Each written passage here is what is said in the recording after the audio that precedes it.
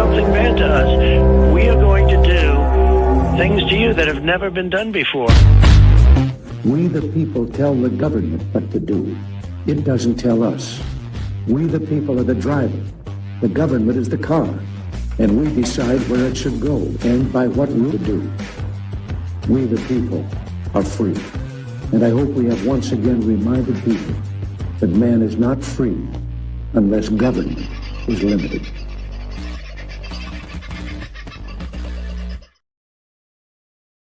Well, hello, folks. How are you? This very fine sort of a Friday. Well, it was fine to begin with, and then we got a little cloudy and then a little wet this afternoon, and it looks like we're going to get a little wet for the next few days. Won't that be fun? More bloody rain. Hopefully you're not getting it where you are, but maybe you need it. If you do, good luck to you. We've seen enough of it, if I'm honest, for a little while. But that doesn't mean we're not getting things done, and we are certainly getting a lot of things done around here at the moment. I've been explaining, I think, to folks that we have a bit of a wood supply, well, happy problem, I guess. There is a lot of wood to be supplied, and I think we will, just trying to find out where I've saved these photos that I was going to show you. That's ridiculous. It's telling me I haven't saved them. Ridiculous. I'll just save them as a group in a folder, and I'll be able to bring them up and show you finally, eventually. Please, Lord. Maybe it would help if I tried a different way of doing this. It might make our life a lot easier. So this will give you a bit of an idea of some of the wood that we are working with here at the moment. And there is a lot of wood. So if you want some wood, we might be able to help you out. We've got wood that looks a bit like this. That's pretty well seasoned, and it is hard wood. All of this has, except for the bottom, which is a brand new tree that fell down during the cyclone, all of the rest of that is well-seasoned stuff that's been on the ground now for quite some time. And we've got tons of it.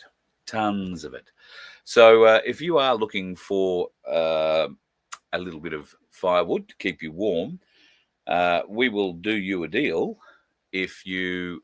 I'm wondering where Vince is, and I haven't sent him the link yet, so he'll be a bit distressed about that.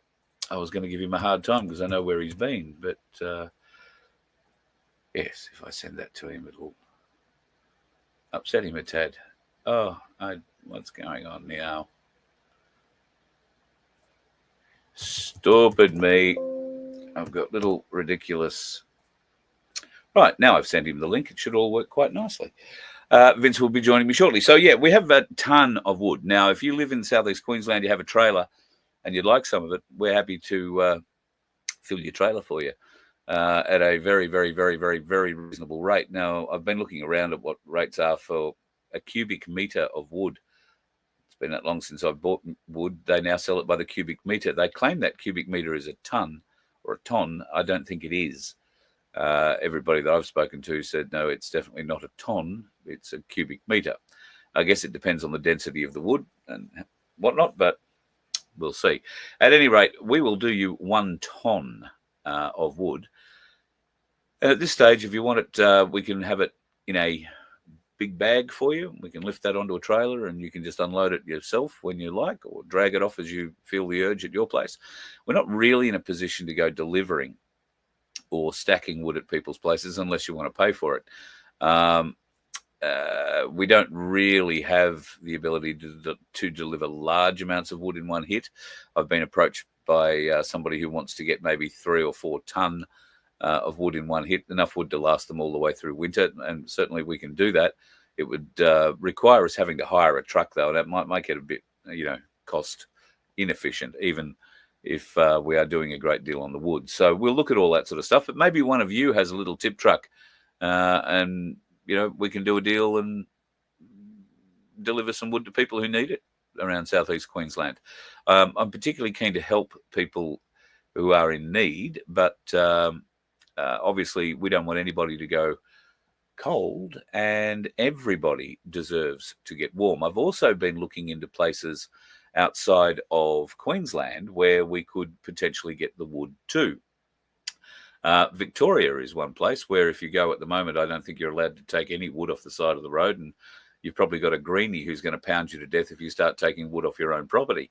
There might be a way that we can get some of our wood to where you require it and have it stored in different parts. The Waving Wonder has joined us. One of those parts that I'm thinking of is over in South Australia. I don't know how many people in South Australia need wood. There's good mallee root up around Pete from Pinaroo's part of the world, so I don't think he'll be needing too much of our wood. Although for posts and that sort of stuff, you never know. We do have some pretty hard wood here that's great for posts and split posts and all sorts of other posty type fencing type things. I'll have to go and learn a lot more about it before I can explain it. How are you, big fella? Yeah, I'm good. And speaking of South Australia, there's another place you can't pick up wood off the side of the road either. Had a mate was out there doing that, and the police arrested him for stealing. For stealing? For stealing, yeah. Stealing from whom? The local government, obviously, or the government. I shouldn't say the local government, the government, because it was Crown land, their land, supposedly. Anyway. It was a very interesting thing. So you can't even go and scavenge wood that's fallen or whatever. So, well, we might be able to do a deal with any semi-trailer. I'm particularly interested in owner-operators, owner-drivers, because they're the guys who are fighting for work, and they need. Well, I don't know whether or not it's still a done thing, but I gather that they would still want backloads. So if you're coming up from South Australia or if you're coming up from Victoria and you need a backload and you're a tray, then we might be able to load you up with pallets of wood that can come back. We're still looking into the legalities of taking wood between states because maybe they don't like that either. But if there is anybody who's interested in looking into that with us, then please reach out.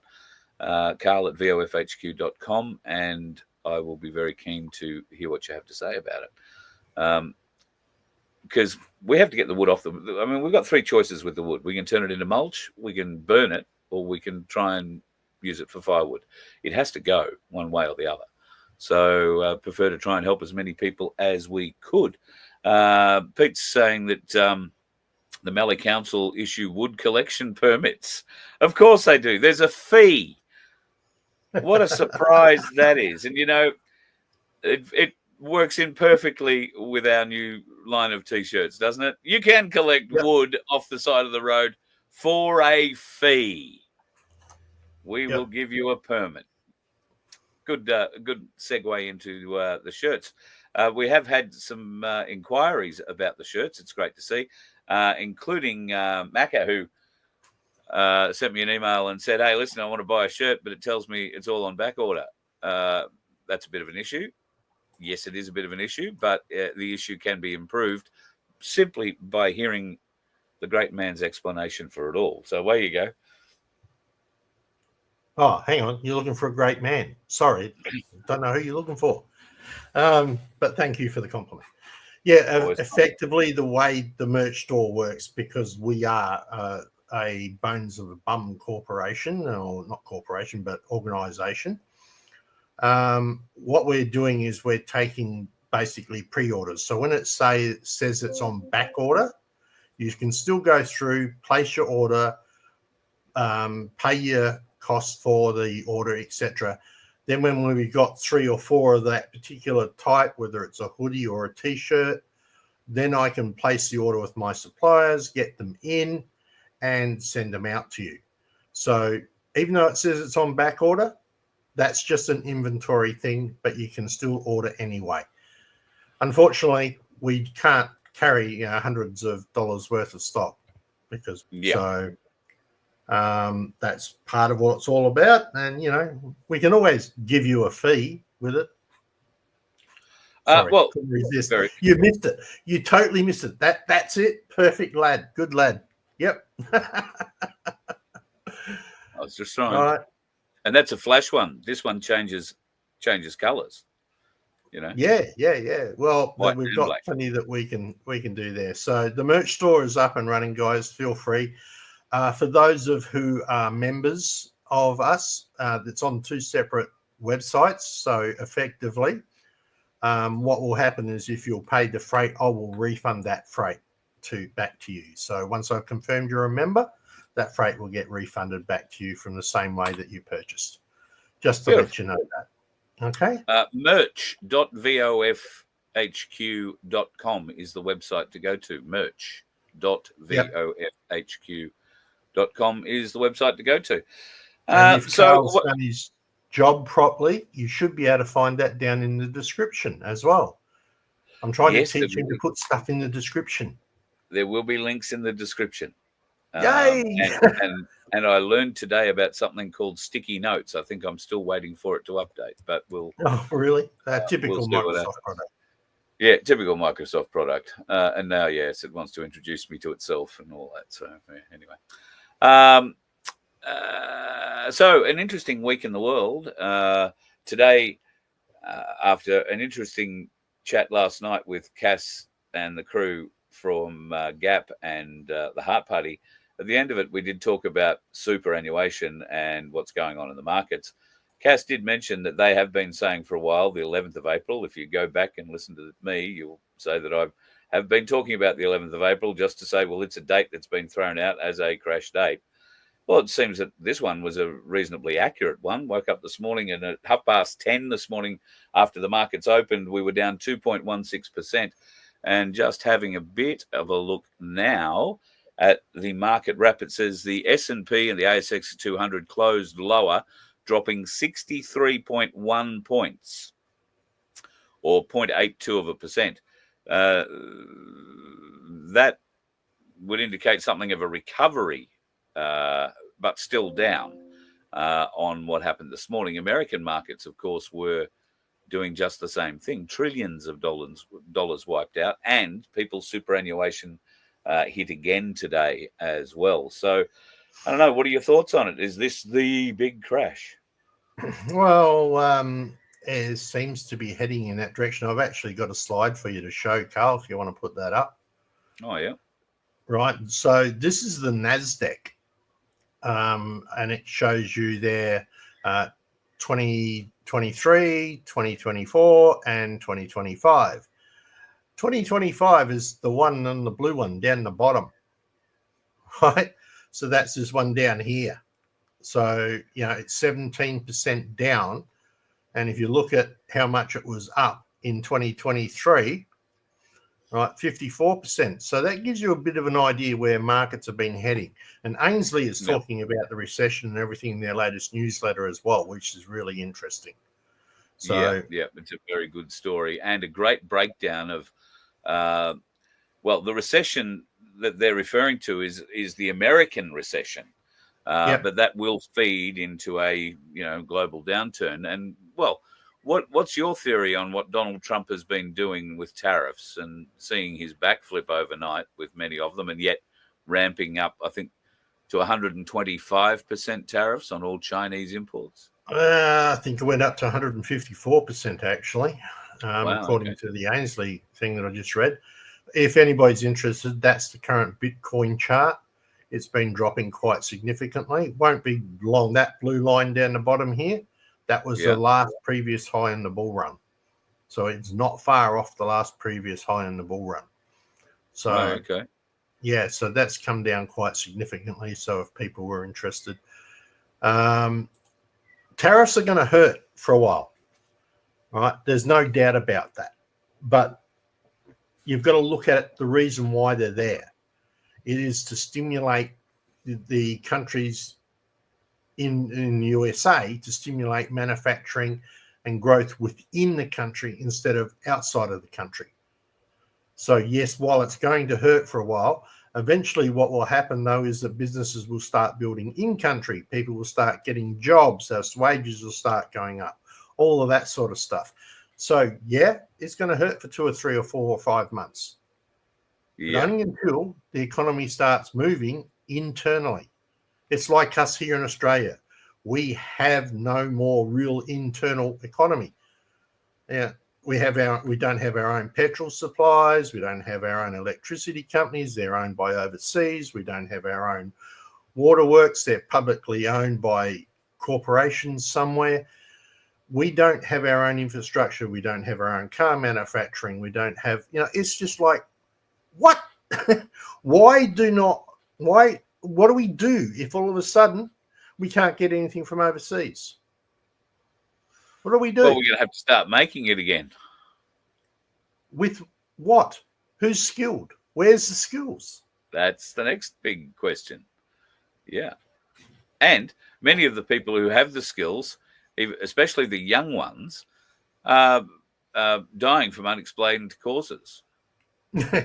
Yeah, well, you won't discuss that. That's a whole different thing that happened up in a federal court that I'm still wondering why it didn't go to a jury instead of being in front of a judge. But that's a whole different thing. Yeah. But a lot of that's health related. We know that. JFK in the US is on that front.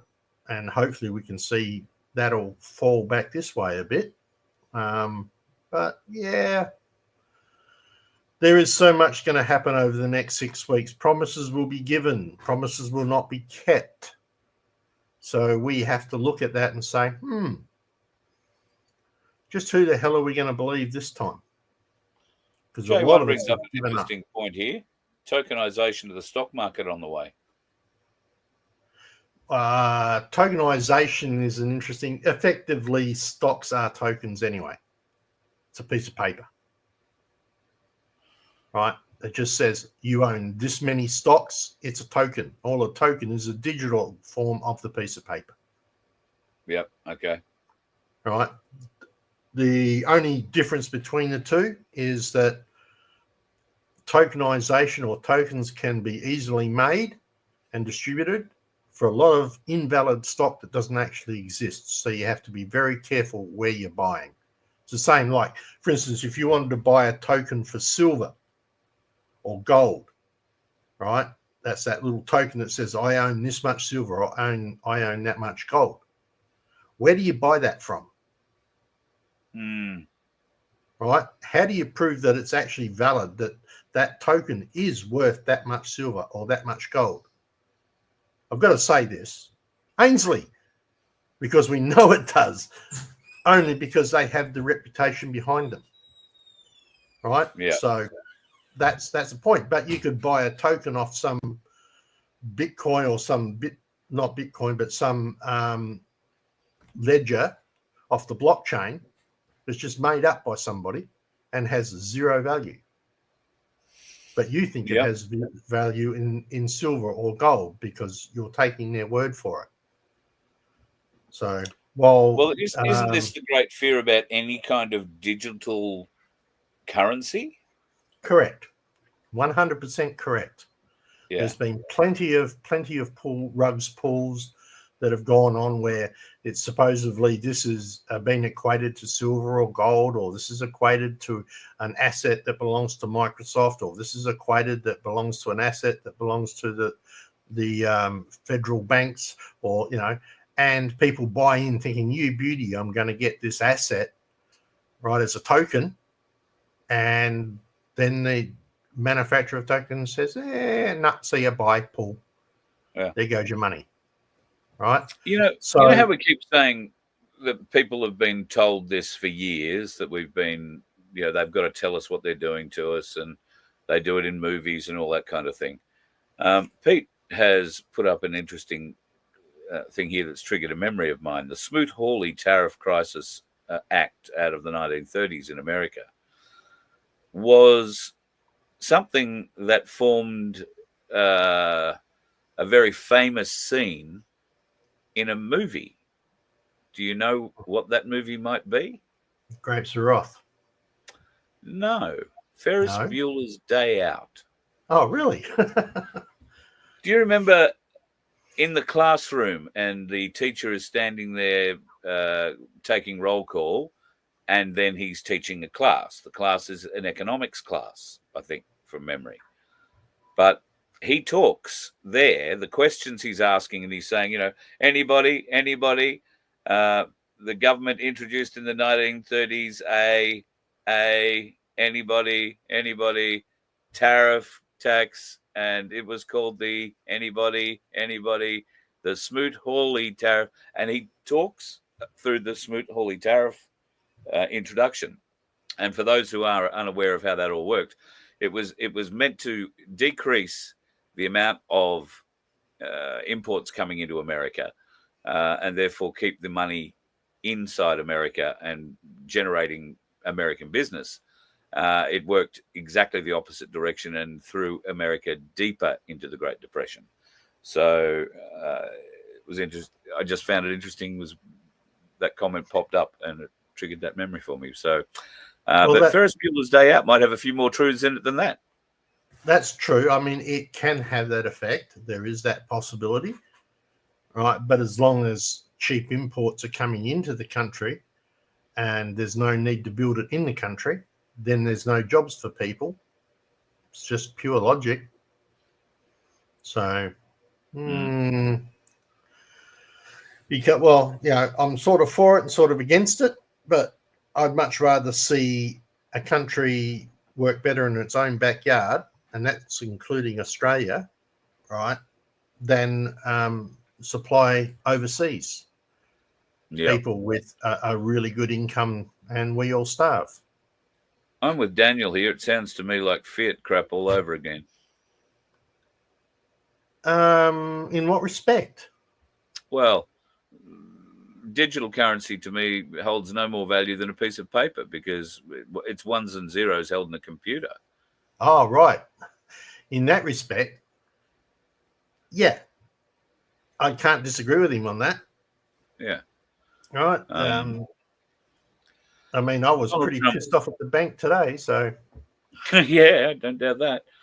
Grant's saying here, Trump penalising US corporations for having stuff made overseas. Well, it's certainly a great way of driving them back to producing stuff in America again. Absolutely. And it worked. But if you want to look at it from our conspiracy theory perspective with a hat on, it's also been a magnificent way to draw out the biggest players in the commercial markets in the world, to find out who's screaming loudest and longest and who's going to lose the most money. They're the ones that are going to come out and try and do the deals that get the tariffs taken down for them or whatever. And it will show the white hats, if you like, what probably is the final layer or one of the final layers of the deep state, which will be the business fronts that have been affected by this. And China obviously being terribly affected with imports of, like you say, up to 154%. So the query there is, why is Trump doing it to China? Why is he banging on so hard about China when he and Xi were meant to be such great friends? Would it have anything to do with the amount of gold that China has been buying and their alliance with the Russians and the BRICS financial agreement? Partially. I think that might play a part, right? I see it more, though, that he's trying to bring something back into the country that needs to be kept, and that's, self-sustaining. You saw that. USA was fully independent for electrical power supplies for energy when Trump was in office, and then suddenly they weren't anymore, and prices went through the roof for petrol, etc. So ads brought up a good thing there. Where was that? I saw it a minute ago, but it's gone now. Ads? I've got him saying, "Hi, Dusty." Yeah, no, it was further back than that. What about the red tape? Very good point. What about the red tape? A lot of our societies, like Australia, America, etc., have lots of red tape involved in doing anything. So effectively, that's one of the things that Trump's working on as well, killing off the red tape, limiting the reach of the government as our front little show opener says, right? Limiting the reach of a government. So, well, some red tape's good, some is not. Yeah, well, the Had a bank mate sent CBA Bitcoin. account closed because he has criminal record today, debanked. Yeah, well, so was my daughter effectively today. So that's why I'm a little peeved. The particular corporation, Westpac Corporation, are updating all their records. And if you don't provide your most up-to-date identification, they literally close your account off so that you can't use it. Really handy for somebody who's disabled. So we literally had to do a 30-minute drive down to the bank to prove who we were because the online system failed to work properly. They have no way of helping a person who's impaired because she's deaf, obviously. So we had to drive 30 minutes to the bank, show 2 pieces of paper, which were the basic same 2 pieces of paper we used to open an account 11 years ago, right? And then get those bars removed and then come back, right? So they weren't real happy with me because it said on the screen, you know, you need to drive to the bank and provide these 2 pieces of paper. So I walked into the bank and said, who do I invoice? Yeah, She just good. looked at me and went, what? Well, the computer screen said I had to come down here under contract law. You are now asking me to do something. I can now charge you for it. Yep. So, no, of course, that went Everybody should be doing that. If you have to go into the bank because they want you to go and present something and they've sent you a letter formally saying you must come in and show us who you are again, then figure out an hourly rate, send it to them, send it back in the mail, say, okay, I'm going to come in at such and such a time and such a date at your request. Here is my fee schedule. I expect to be at your bank for an hour and my fee is $150. I'll be able to collect that fee at the door on the way out from the manager, will I, after I've completed identifying myself? Yeah, you can just transfer it straight into my account. It's all to do with the Know Your Customer and the fraud legislation that's been brought out some time ago. I don't know exactly when. Amanda Sheedy could probably look it up for us and let us know. But yeah, and I'll talk about Amanda a little bit later. Effectively, the idea being that they're looking for money laundering or people who money launder.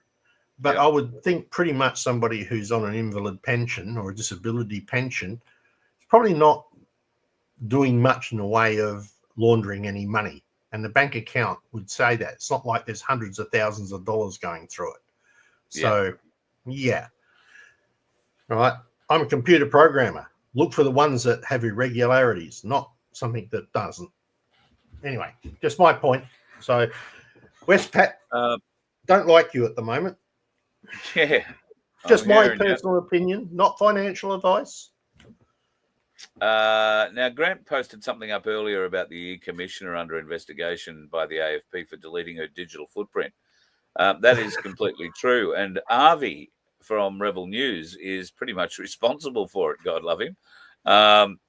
He was having some conversations with her through the WhatsApp app, trying to set up an interview. And he noticed that 24 hours later, all those messages had disappeared. WhatsApp has a function, as does Messenger and a few other different bits and pieces, where you can have a disappearing message. You can send it, stays for a certain period of time, and then it disappears. And it's untraceable after that. It's gone. So, not quite. Well, that's the theory. But Avi saw that this was happening with their WhatsApp chats and felt it might have been a little weird that the Australian e-commissioner, who is using a people-supplied phone, government-supplied phone, doing government business, and has to report just like any other public servant has to report, and can't hide their phones and can't hide their emails and all that sort of stuff. So Avi actually set the report in motion, I believe, with the AFP, and they are definitely looking into it. So with a bit of luck, we might be able to clean up that e-commissioner, I think, sooner rather than later, I think would be a bloody good thing. Yeah, I On Red think Alert you wanted could- to know how much gold or silver can you buy before it's legally documented. Well, if you go to 5,000. Ainsley Bullion, your name will be taken, and you can walk out with your gold or your silver.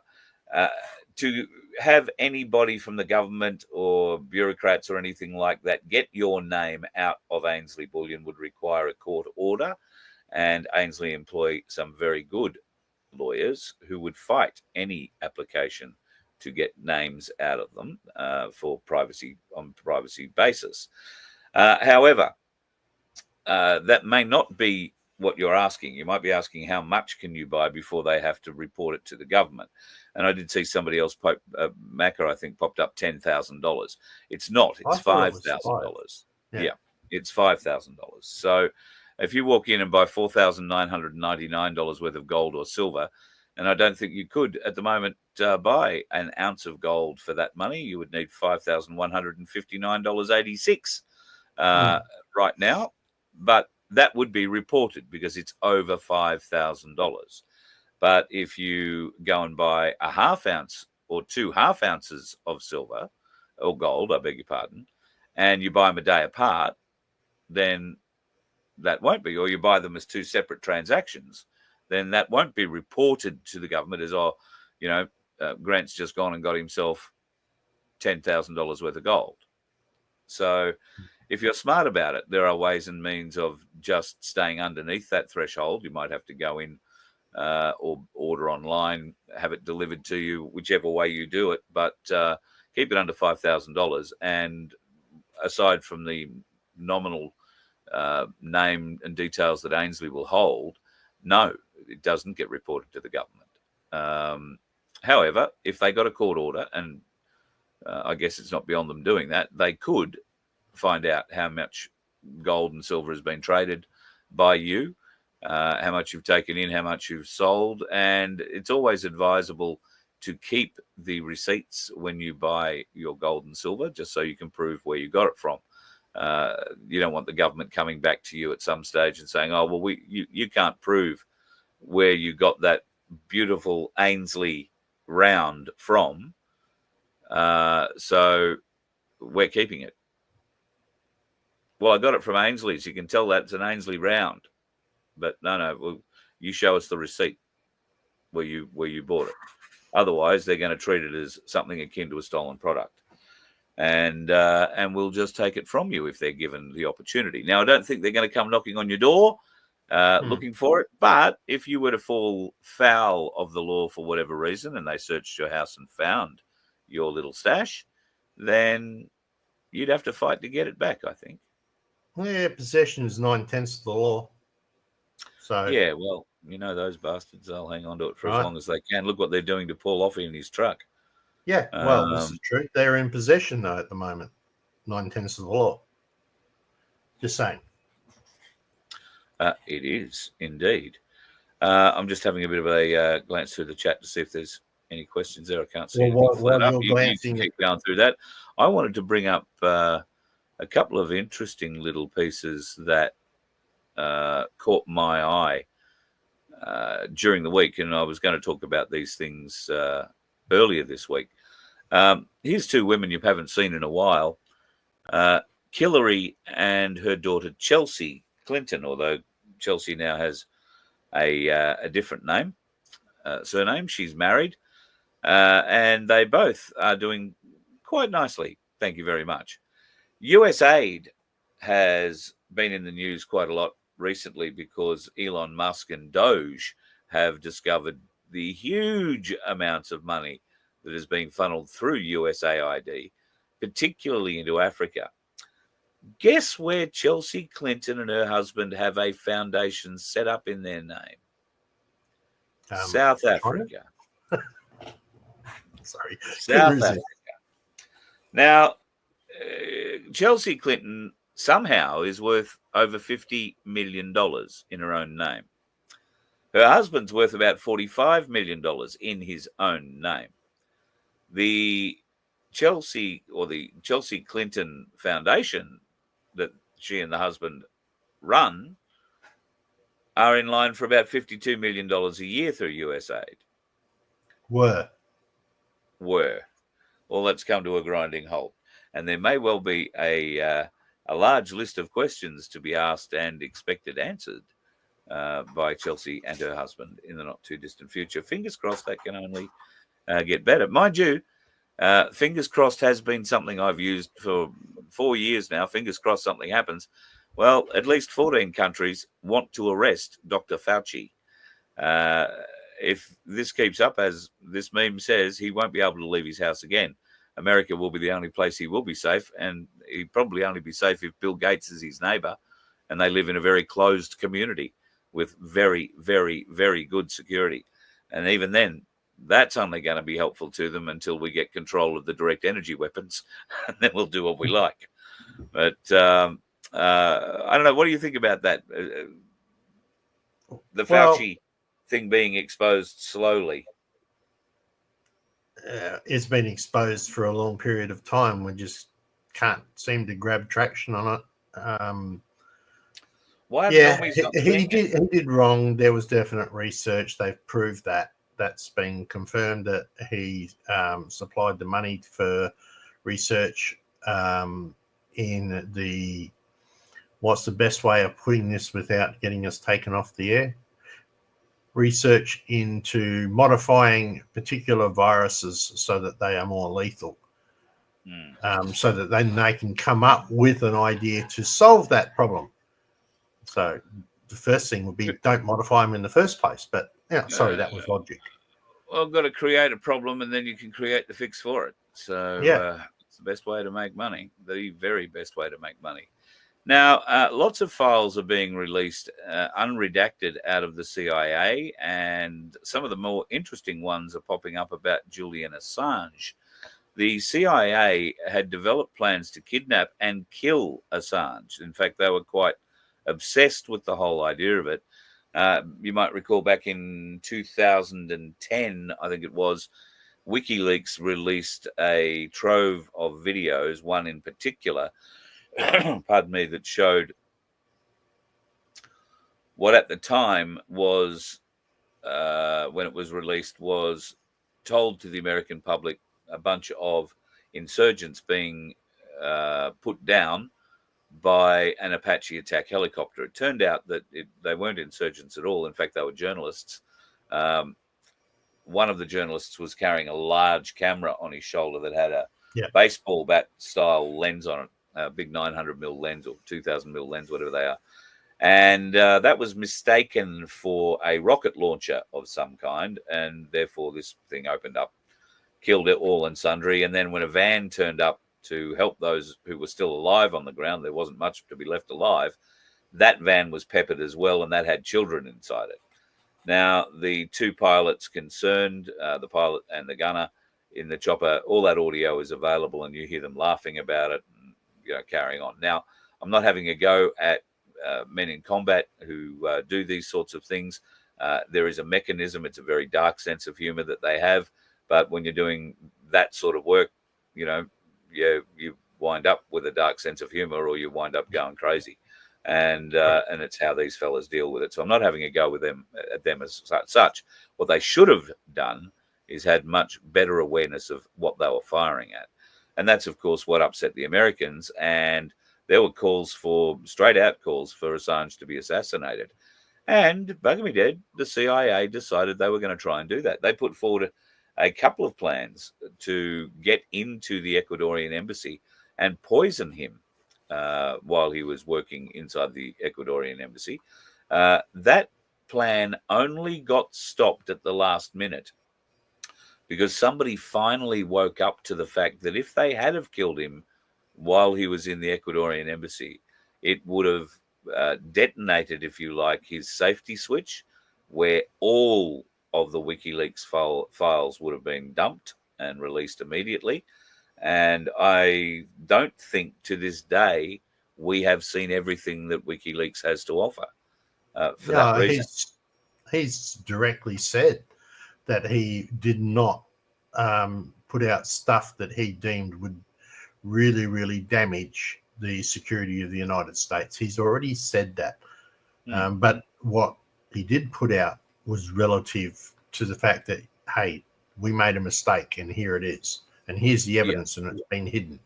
So, yeah, I mean, if we could only get our own government to do that, that would be so nice. Mate, we couldn't get our own government to look after Assange when he was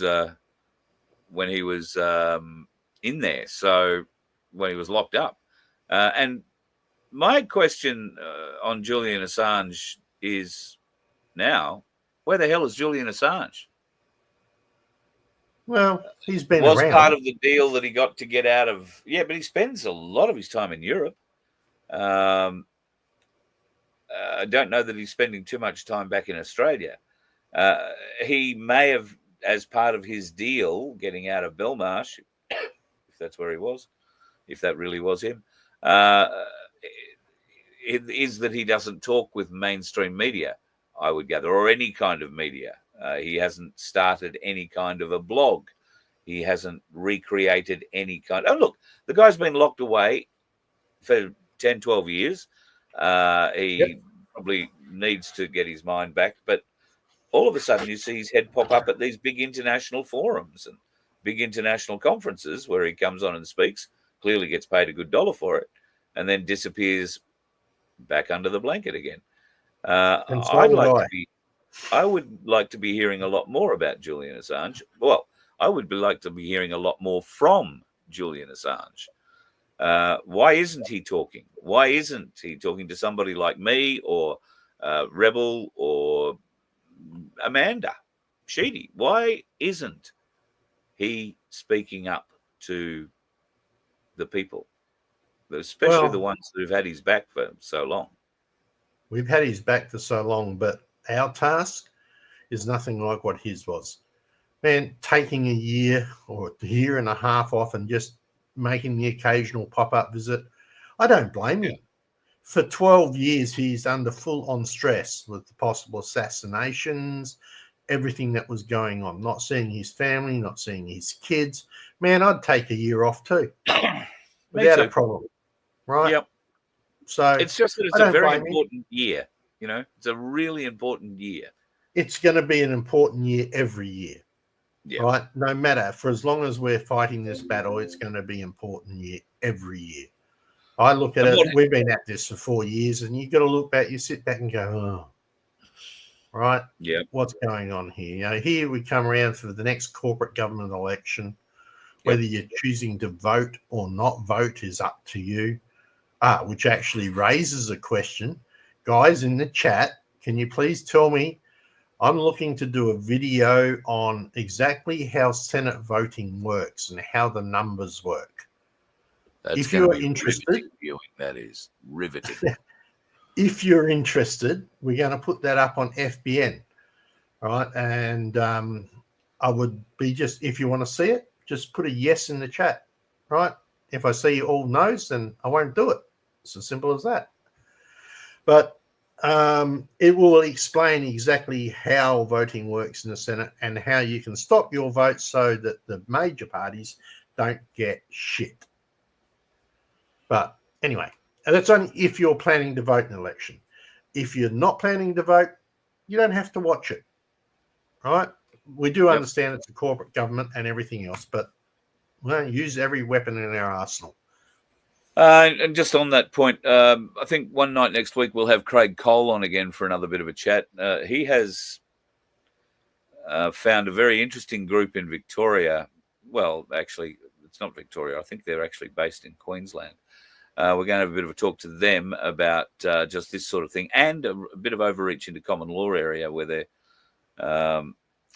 offering a great deal, but is it cash in your pocket or is it just a fake deal?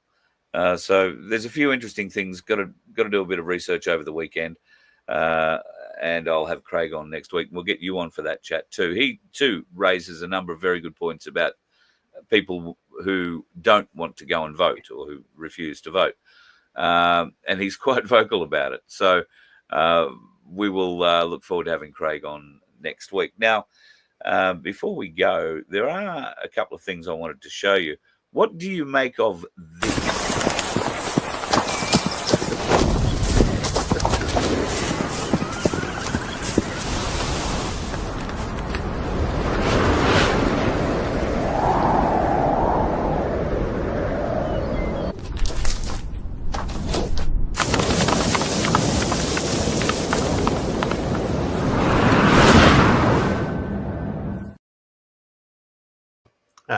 looks like a bit of Halo.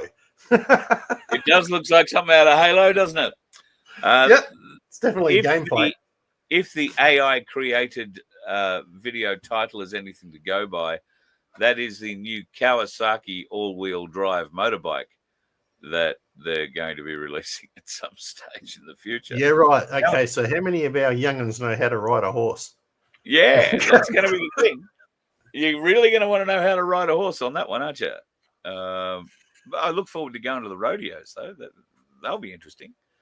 And I've got one final video to wrap things up with. And you and I came across this one as we were talking earlier today. Couldn't believe the words coming out of Albanese's mouth. Ladies and gentlemen, if you ever needed a clearer example of why you cannot trust, well, this bloke, but any politician, because they all have the same gripe. They all have the same whinge. Listen very closely to what this whinging bastard has to say. Look, you go to changes in society. We live in a much more fragmented society than we used to. And it used to be the case that people watched the ABC or Channel 7 or Channel 9 or Channel 10 news, and in more recent times SBS as well. So there was a common set of facts, and they picked up the paper in the morning, a common paper, there was some commonality there, and that was how they got their information. So therefore there was less diversity and less noise and genuine information, a mix of both, but also less misinformation out there.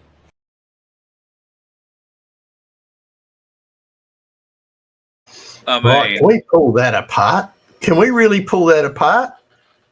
What did he say in that 30 seconds? Well, I think the important parts of what he says there are translated. I'm so sick and tired of everybody, not the mainstream media, being listened to anymore, because everybody else is making up their own stories and they're telling the truth about us, and we've got no way to stop it. People aren't waking up in the morning and listening to Channel 9 or Channel 10 or Channel 7 or picking up the newspaper and seeing consistently the same stories. That's how we brainwash people. We can't brainwash them if they're not watching it anymore. That's what he's saying. And where's the evidence of that? Right? If you go to any of those so-called channels, right, and you go there and read their documents or watch their videos, you will notice that comments are turned off. Why are comments turned off? Are they removing the ability to debate a subject? Or is it that fact that they might get facts up there that prove them to be wrong? I mean, what are they afraid of? What's he afraid of? He's already said it. And interesting, he did say that it's a diverse, fragmented relationship. Isn't that exactly what they planned? Yeah.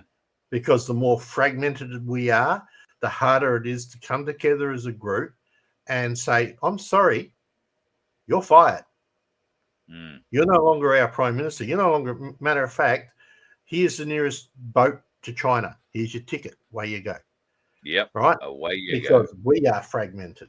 But, you know, so in one respect, their own little design bit them in the ass. Yep. 100%. Just my take on it.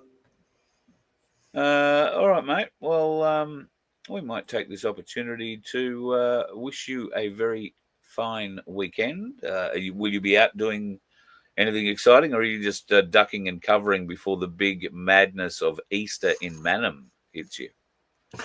There's no madness. I know I'm going to try and put together that little episode for the people who all said yes in the chat. Thank you very much.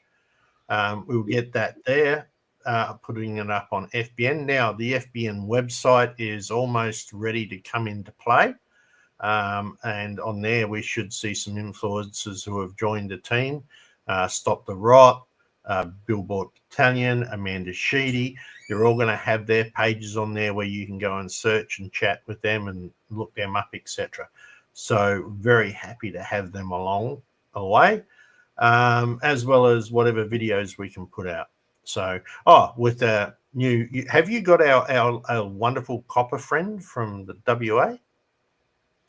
I do have our wonderful copper friend from WA. Right, can you get him ready, please? I do have him ready. Okay, so very shortly, South Australians, according to Mr. Grant Stevens, our wonderful police commissioner, we will have this. Fuck you. Good lad. Yeah, go for it. Fuck it. Yeah. Because he's going to bring them in and give them visas and all that sort of stuff. So And guns thank you. and pepper spray. All I have to say is, I need that man back. All I have to say is, Fuck you. Good lad. thank you. I'm out of here. Thank you and good night, brother. The waving wonder departs. All right, folks. If you're in Brisbane over the weekend, come and see us. Sunday is what I'm trying to say. Dr. William Bay and Cass will be appearing at Yum Cha Cuisine in Indooroopilly. We would love to see you there if you would like to pop along. I don't have the address with me, but it starts at 5:30. I beg your pardon, starts at 5 p.m. and goes through till 8. If you would like to come along, tickets are prepaid, I believe. And I'm just going to post up the link there. They're $30 the tickets, and the money will go to aiding Dr. Bay's tilt at this election. And if you haven't seen him recently, go and watch last night's show. He was the first guest there last night, and then backing that up with an alliance now between Gap and Hart in Queensland. We had Cass Smith and Mary Jane Liddickett, who are both running for Hart, one here in Queensland and, of course, the other in the ACT, which is a real hill to climb. Next week, we aim to talk to a couple more people, including one from South Australia. I hope to get Nick Duffield on from Trumpet of Patriots for a chat. He, of course, started Trumpet of Patriots back in 2015, I think it was. Nowadays, he is the vice chairman and is running for a Senate seat, I want to say it is, in South Australia. So we're looking to try and catch him up next week, and a couple of others that are floating around as well. And you never know, there might actually be a semi-celebrity guest if we can nail her down. It's times and time zones that'll be the issue with that, but I'm working on it. We'll see what we can do, and all things being equal in a beautiful world, we'll have a touch of celebrity for the show, provided she stays away from the dickhead drivers, which we catch up on all over the weekend. See you Sunday at Indooroopilly, and the plan currently is I might run a live, but it will be on the FBN channels of that event. We'll just get the gear out and see if we can make it work. See if we can remember how to make it work. And we'll try and live stream that on FBN Sunday from 5 p.m. Queensland time, which now mostly is in time with the rest of the east coast of Australia. And we are back in the proper place, half an hour ahead of South Australia. Yay! See you soon. You let one ant stand up to us, then they all might stand up. Those puny little ants outnumber us 100 to 1. And if they ever figure that out, there goes our way of life. It's not about food. It's about keeping those ants in line. That's why we're going back. Does anybody else want to stay? Let's ride!